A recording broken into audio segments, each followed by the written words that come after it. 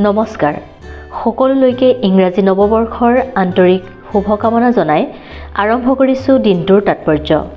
আজি 1 জানুৱাৰী Gregorian calendar অনুসৰি বছৰৰ প্ৰথমটো দিন। 1824 চনৰ আজিৰ দিনটোতে কলকাতাত সংস্কৃত কলেজ স্থাপিত হয়।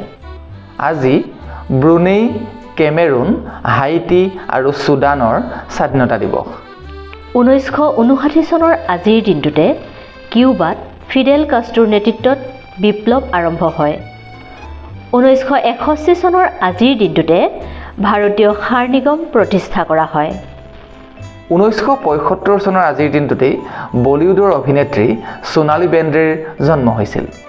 1978 চনৰ আজিৰ দিনটোতেই বলিউডৰ অভিনেত্ৰী বিদ্যা বালানৰ জন্ম হৈছিল।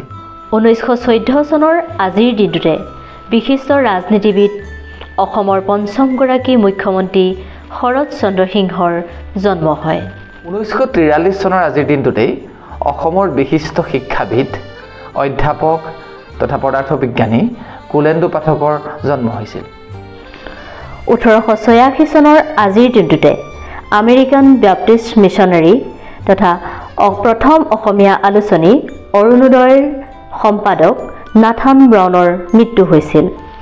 1651 চনৰ আজিৰ দিনটোতেই ইংলেণ্ডৰ ৰাজকুমাৰ দ্বিতীয় চাৰ্লছ স্কটলেণ্ডৰ ৰজা হিচাপে অভিষিক্ত হৈছিল।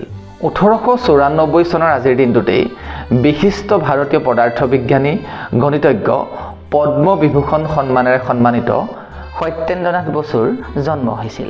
1951 চনৰ আজিৰ দিনটোতেই বলিউডৰ বিশিষ্ট অভিনেতা নানা পাটেকাৰৰো জন্ম হৈছিল।